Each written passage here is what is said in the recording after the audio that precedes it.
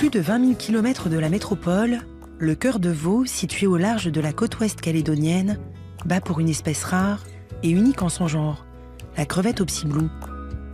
Sa couleur bleutée, elle la doit sans doute à son environnement, reflet des eaux turquoises du plus grand lagon naturel au monde.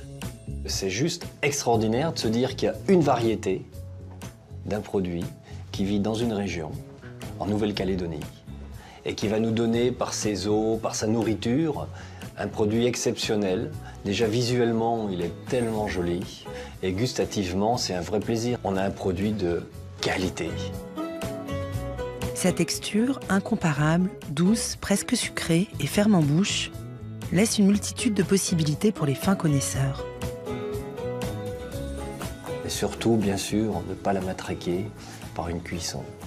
Ce sont des cuissons vraiment très rapides, que ce soit la plancha ou ébouillantée, quelle que soit la façon de la préparer. Il faut vraiment, je dirais, presque la sous-cuire. Et émincer en carpaccio, c'est aussi un vrai bonheur. Isolée au milieu de l'océan Pacifique, à plus de 20 000 km de la métropole, la Nouvelle-Calédonie faisait à l'origine partie du Gondwana, un regroupement de l'Australie, l'Afrique et l'Amérique du Sud.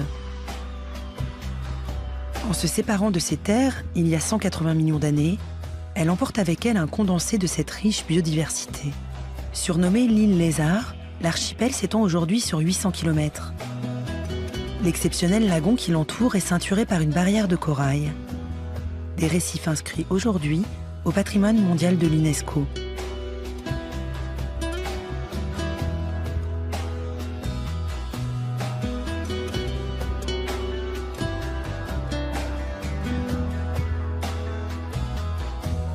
Une espèce endémique s'est particulièrement bien acclimatée, la crevette Opsiblou.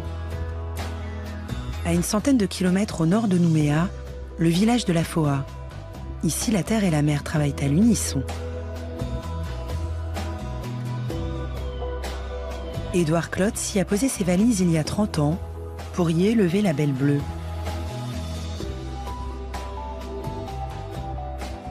Donc j'ai fait mes études d'ingénieur agronome à Paris, en métropole.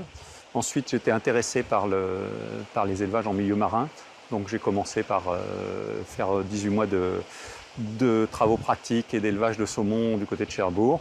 Et puis ensuite, j'ai dû aller faire mon service national et je l'ai fait en tant que volontaire pour l'aide technique à Tahiti au sein des installations de l'Ifremer. Et donc c'est là que j'ai pris contact d'abord avec le Pacifique et ensuite avec la crevette. Initié dès les années 70 par le professeur Doumange, l'élevage de la crevette connaît ses premiers essais de fécondation larvaire en 1974 dans les laboratoires de l'Ifremer, l'Institut français de recherche pour l'exploitation de la mer. Je suis arrivé en Nouvelle-Calédonie le 31 janvier 1984, donc pour prendre en main la première ferme qui se créait sur le territoire. Donc il a fallu chercher une crevette qui ait la capacité de grossir plus pour qu'on puisse avoir des productions plus intéressantes et développer l'activité vers l'export. 17 fermes aquacoles sont réparties sur 400 km sur la côte ouest. Une concentration faible, ce qui évite pollution et autres transmissions de virus. Dans un environnement qui est complètement vierge, à aucun moment on est venu impacter le milieu terrestre. Là, on s'implante dans le paysage, on vient construire les bassins sur des zones qui sont des marais sursalés et sur lesquelles il n'y a strictement aucune activité économique qui peut se développer autre que la crevette. La Calédonie, c'est une île et en tant qu'île, il se trouve qu'elle est complètement préservée de toutes les maladies, je dirais notamment les virus qui peuvent toucher les crevettes ailleurs dans le monde. Donc ça, on y est particulièrement attaché et du coup, on a une législation qui est très restrictive avec interdiction d'importer la moindre crevette vivante, bien sûr, mais aussi la moindre crevette crue qui pourrait être rejetée dans le milieu naturel et transmettre des maladies. Depuis, la crevette bleue s'est parfaitement adaptée à ce climat tropical où les températures estivales et hivernales varient de manière optimale pour préserver la couleur bleutée de sa carapace.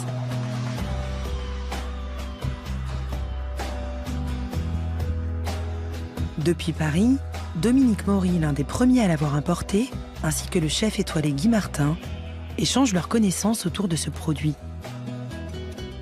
J'ai toujours aimé les beaux produits. Là, on parle bien sûr de la crevette, mais en tant que poissonnier, j'aime tout ce qui est produits sauvages, produits petits bateaux, pêche française, côtière. Et c'est vrai que je cherchais une crevette, je cherchais à introduire une crevette, je dirais, assez originale sur mon étal et pas celle que tout le monde fait sur les élevages intempestifs comme on peut connaître de Thaïlande, du Brésil, voire même de Madagascar ou autre. Donc pour moi, il était intéressant de trouver une belle crevette et un beau produit. Je suis quelqu'un en plus qui est très amateur de cru, donc qui aime... je dirais satisfaire le client déjà sur quasiment un produit cru. Si un produit cru a déjà une très belle saveur en bouche, et ensuite, en adaptant les cuissons, on se retrouve vraiment avec un très beau produit. Et cette crevette-là, bien sûr, était pour moi, voilà, l'idéal. Et ensuite, nous, encore une fois, on est assez ambassadeurs du produit, donc on explique vraiment en long et en large la différence de cette crevette par rapport à d'autres. Alors, mais justement, quelle est la différence ? Bah déjà, en termes d'élevage, on sait que cette crevette-là, elle a une maturité de 9 mois et non de 5 ou 6 par rapport aux crevettes d'élevage traditionnelles. On sait qu'ils ont des quotas de pêche qui sont vraiment très réglementés. Ensuite, on sait que là où elle évolue, justement, c'est une biodiversité vraiment fantastique. Ce sont des lagons quand même naturels. Il n'y a pas de zone d'habitation à 30 km à la ronde. Voilà, c'est un produit naturel. Ah, complètement. Ça en fait quasiment un produit quasi sauvage. On emploie, nous, presque le terme de sauvage par rapport à ces autres crevettes qu'on propose sur le marché. Ouais. Sur les étals des marchés ou sur les meilleurs poissonniers qui ont cette crevette, qu'est-ce qu'on peut donner un petit peu comme, pour que les clients soient rassurés au niveau de l'aspect L'aspect, alors on leur explique que c'est une crevette qui arrive de toute façon congelée. Et on leur explique que par déontologie, d'ailleurs, les chefs étoilés de base n'aiment pas travailler les produits surgelés et congelés, et que justement ce produit d'exception confère, malgré sa congélation, une manière de pouvoir la décongeler très rapidement dans une eau tout simplement claire, et de là, comme ça, de la débloquer par jargon, à peu près 2 heures pour la mettre, je dirais, frais sur l'étal. Ce qui est important, je dirais, sur ce produit-là, et si vraiment les poissonniers travaillent ce produit avec passion, il faut pas trop, il faut pas que ce soit des tas énormes. C'est un produit qui est congelé, donc qui est forcément fragile, puisqu'il est congelé, décongelé. Donc il faut pas forcément qu'il y ait des tas énormes. Ensuite, je dirais, d'œil nu, il faut qu'elle confère cette couleur qu'elle a là, c'est-à-dire que lorsqu'elle a... Alors, c'est vrai qu'il faut expliquer aux gens qu'elle a cette couleur un petit peu bleuée, gris-bleuée, avec ses longues antennes, avec cette queue, je dirais, un petit peu multicolore, avec ses belles couleurs bleuées, et qu'elle doit préserver ces couleurs-là. Bien sûr, à partir du moment où on va prévenir certains de nos clients, et je dirais que les clients commencent à être quand même, je dirais, de plus en plus habitués à savoir à peu près ce que c'est qu'un produit frais et non frais.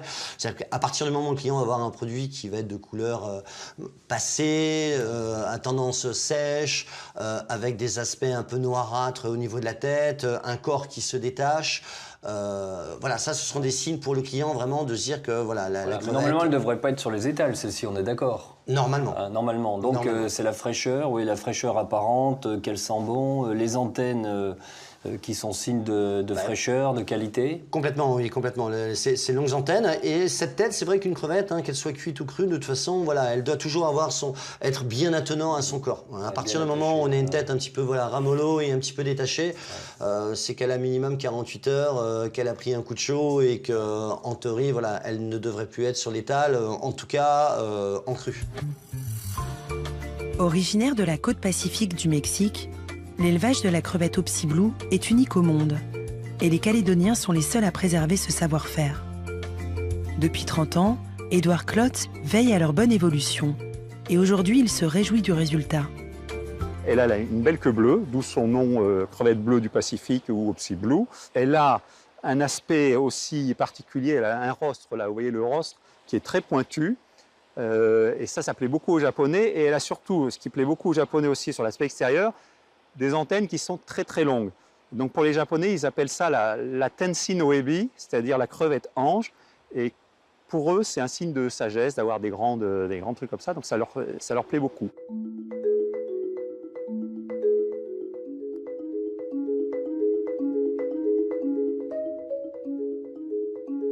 L'élevage aussi se fait avec beaucoup de sagesse. Entre octobre et mai, Édouard et Louis contrôlent scrupuleusement les bassins, leur équilibre et s'assurent de la qualité du phytoplancton.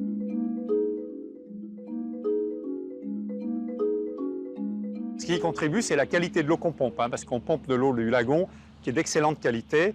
Et ensuite, on fait en sorte que ce qui rentre dans le bassin, ça soit que de l'eau. Donc il y a une filtration très fine pour éviter qu'il y ait des œufs, notamment des crabes, des compétiteurs, voire des prédateurs qui puissent rentrer et venir en compétition avec les crevettes et perturber leur évolution. Et la nature vient elle aussi donner un coup de pouce à ses éleveurs grâce à la mangrove. Cette forêt ancrée dans la mer, dispersée le long des côtes, est une véritable pépinière pour le lagon.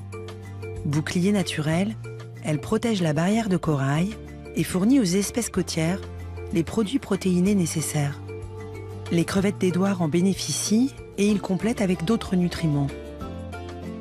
Ces aérateurs font aussi partie des outils mis en place par Édouard pour apporter tous les soins nécessaires à ces fées des bassins. C'est un outil important parce qu'il permet de mieux contrôler le milieu, il permet de maintenir un niveau d'oxygène le plus élevé possible pour que la crevette soit toujours en situation de confort. Et puis l'autre outil fondamental, c'est ce que vous avez derrière moi, ce sont les distributeurs automatiques d'aliments. Et donc, alors, je dirais que c'est un système qui est complètement écologique, puisque ce qui est intéressant de ces vaches, c'est que de temps en temps, on remet tout en cause et on trouve des nouvelles techniques. Les éleveurs n'ont plus à distribuer par bateau les rations nécessaires. Désormais, les Opsiblue viennent d'elles-mêmes se rationner en nutriments, comme les protéines de soja, garanties sans OGM ni antibiotiques. Une démarche écologique qui va de pair avec le développement durable et le bassin d'emploi local. Depuis Saramea, village authentique d'une tribu, Lydie, chef d'atelier, vient chercher son équipe on ne peut plus locale. Les Kanaks représentent 40% de la population et travaillent en fonction des saisons, tantôt aux abords des bassins ou au beau milieu des champs. Cap sur le sud en direction d'une autre ferme aquacole située à Moindou. Et c'est la belle période pour récolter la crevette Opsiblue. La chef d'orchestre ici, c'est Lydie. Tout le monde est équipé, elle fait ouvrir les filtres. Et via ce système de transfert, les crevettes sont conviées à passer à travers cette buse avant d'arriver sur la table des pêcheurs. Et là, je vais refermer la grille pour pas qu'il y ait quelqu'un qui tombe dans le trou. Et pour ne pas stresser cette crevette ultra sensible, l'équipe se mettra à l'œuvre dès la tombée de la nuit. Dans ces bassins, elles sont élevées en faible densité, c'est la règle. Et sont récoltées entre 6 et 9 mois.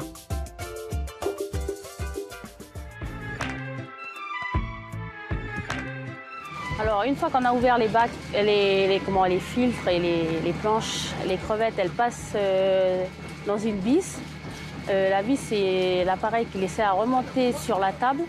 Ensuite, de la table, elles sont triées par les pêcheurs. Ils enlèvent tout ce qui est impureté, cailloux, petits poissons, voilà. Et pour les détendre, rien ne vaut un bon bain moussant. Dans le bain d'eau de mer, il y a aussi de l'oxygène.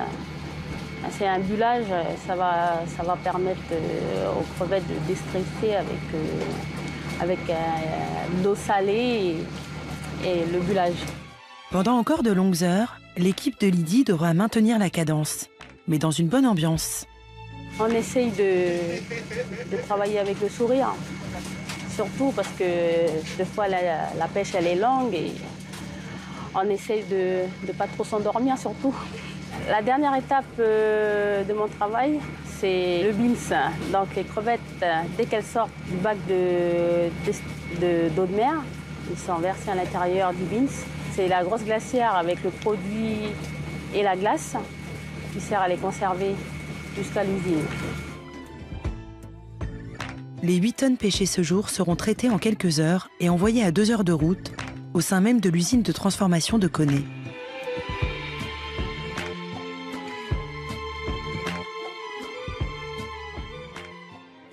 Cette crevette, elle a aussi un rôle social, parce que les gens des villages environnants, des tribus, peuvent venir travailler. Et ça crée un bassin d'emploi qui est vraiment intéressant pour les locaux aussi en même temps. Bien sûr, même. D'où, tout à l'heure, je reviens sur le mot beau produit, parce que dans beau produit, ça englobe plein de choses. Et entre autres ça, c'est un vrai produit de terroir, c'est un vrai produit de là-bas. Et c'est complètement emblématique. Et du coup, l'intérêt majeur, entre autres de nous régaler, nous, lorsqu'elle arrive dans nos assiettes, c'est que là-bas, sur place, voilà, c'est un... Au niveau social, c'est vraiment bien. C'est génial. Je veux dire, tout le monde est concerné par ce produit-là. Voilà, c'est un petit trésor. Et c'est peut-être aussi pour ça que, en fin de compte, cette crevette est vraiment privilégiée et elle est unique. Il n'y a aucune autre crevette qui peut venir dans ces bassins, enfin sur ces lagons. Elle est archi protégée, justement, en même temps pour protéger la qualité de ce produit qui est juste exceptionnel et de pouvoir permettre aux gens locaux de pouvoir s'exprimer, de travailler, de vivre décemment. Complètement, une réelle transmission, quoi. En fin de compte, c'est une transmission. De toute façon, il y a une concurrence sur la crevette. Oui. Une concurrence mondiale qui est énorme. Et je pense que leur philosophie est la bonne. Un produit d'exception, rare, unique, une écologie autour de ce produit. Au niveau du social, les gens des alentours qui peuvent travailler, ça crée un bassin d'emploi. Je pense qu'au niveau de toute la chaîne, ils ont vraiment réussi leur pari, en sachant qu'en plus, ce sont des grands consommateurs de ce beau produit.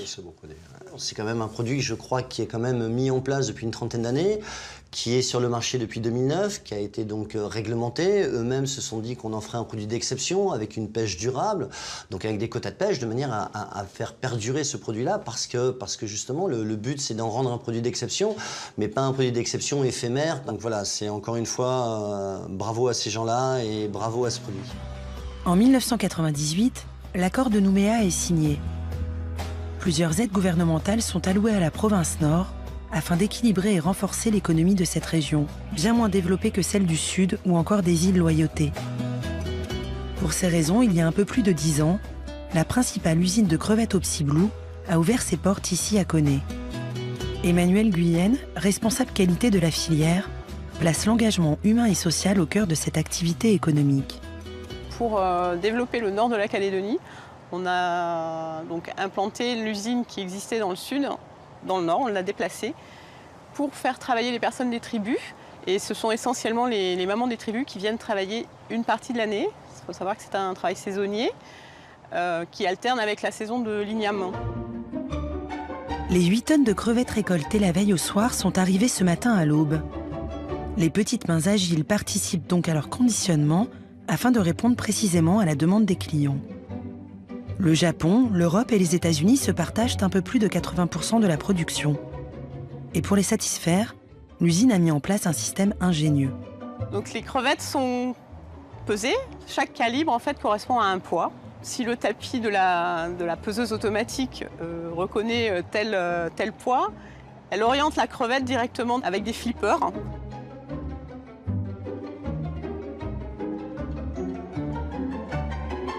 Une fois que ces moules sont pleins, sont remplis, on va les faire passer dans un petit ascenseur qui va monter et ça va passer donc dans un tunnel d'aspersion. Une fois qu'elle est aspergée de saumure, elle va être trempée dans un bac de glasurage.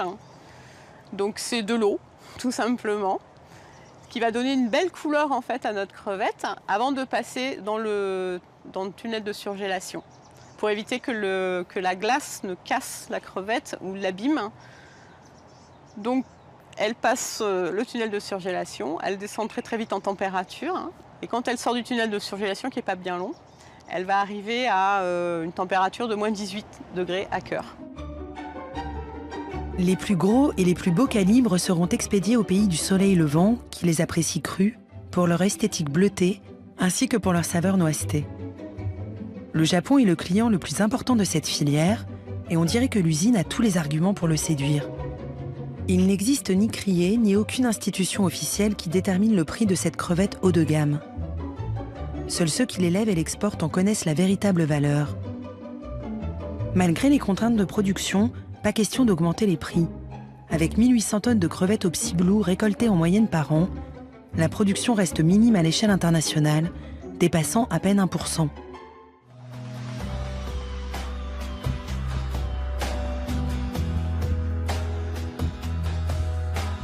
Ce produit dit de luxe, lorsqu'il est exporté, reste relativement accessible sur le marché local.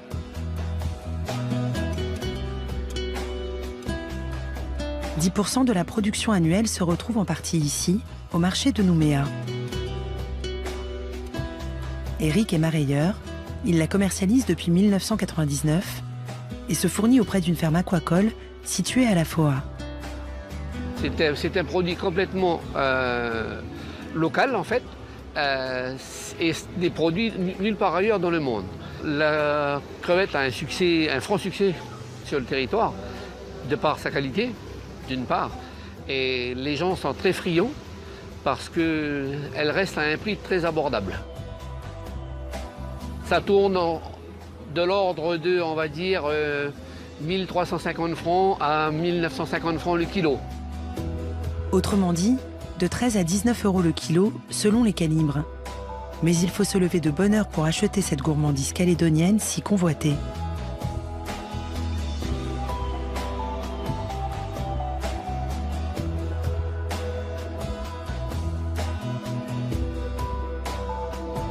Et de Nouméa à Paris, la crevette Opsiblou fait scintiller sa couleur bleutée et courtise les étoiles des plus grands chefs.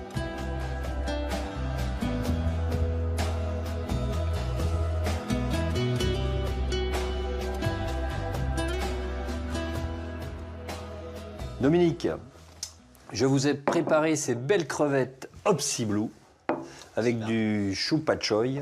Et je vous laisse découvrir, vous qui êtes un épicurien, les différentes saveurs, le jus, les composantes. Voilà la façon de présenter ces crevettes qui ont juste été snackées, donc juste un tout petit peu d'huile d'olive, bien sûr, première ébullition, juste un tout petit peu sur une plaque, revenu comme ça. Et avec ces choux, je trouve qu'il y a un bon complément de mélange de la terre et de la mer. Voilà, un mélange terre et mer, c'est d'aspect vraiment juteuse. Voilà, je me tarde vraiment de goûter ce joli produit. Merci à vous.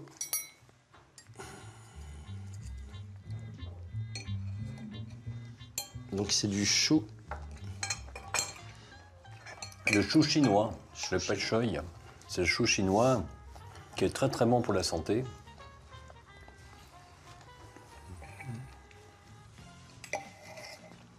Et qui va apporter un peu une note en même temps, une note verte, une note un peu herbacée avec de la mâche. Oui. C'est vraiment très très intéressant, tout en finesse, tout en légèreté. On retrouve ouais, la caractéristique, encore une fois, qu'elle soit crue ou cuite, juste cuite comme ça, c'est voilà, ce petit côté salin, ce petit côté fleuri, légèrement fruité, et avec le chou bien sûr, ouais, c'est une belle alchimie, c'est vraiment très très très agréable. Ouais. Donc j'ai voulu aussi jouer un peu couleur locale, un petit peu relevé quand même, avec un peu de piquant, hein, ça a de la personnalité. Et puis la citronnelle qui vient là, qui arrondit, qui prolonge le voyage. Je trouve que c'était important dans cette recette de l'apporter. Ouais, non, remarquable. Ouais. Ouais, j'aime cette note comme ça, un petit peu, ouais, très légèrement épicée sur la fin. Ouais, ça peaufine ce caractère, voilà, ce caractère tout en légèreté, qui en fait un vrai régal. Non, bravo, jolie cuisson, joli plat. Merci, oui, j'ai voulu, avec cette infusion, avec le mélange de poivrons, avec la carotte aussi qui apporte la douceur, on pourrait utiliser la patate douce. On peut la faire voyager aussi avec de la courgette, ça marcherait aussi très très bien avec la courgette. Et puis on retrouve bien en bouche la texture, c'est ça qui est aussi intéressant sur cette Opsiblou, sur cette crevette, c'est qu'on a de la mâche, on a de la texture, elle est juteuse, elle est généreuse. Et qu'on la consomme crue, émincée, style carpaccio, avec un peu de baie rose ou juste un tour de poivre, un petit peu d'huile d'olive, ou cuisinée, ça reste, par le produit d'excellence, une vraie texture en bouche, un vrai goût, une vraie présence. C'est ce qu'on recherche un peu avec les crevettes bouquet qui viennent juste d'être pêchées. Hein. Exactement. C'est ce qu'on recherche. C'est une crevette sauvage qu'on peut obtenir vivant de Méditerranée, alors que celle-ci, encore une fois, elle arrive congelée. Mais quel régal, quel délice. Ah ouais, mais vraiment, elle est vraiment bien et je trouve que c'est pour moi un vrai voyage. C'est un vrai voyage, elle arrive des terres lointaines. On a encore de la chance aujourd'hui d'avoir des produits d'exception. Grâce à vos métiers, de pouvoir les proposer à des clients, les cuisiner, de les préparer, de les apprêter de façon différente et d'avoir un produit juste exceptionnel.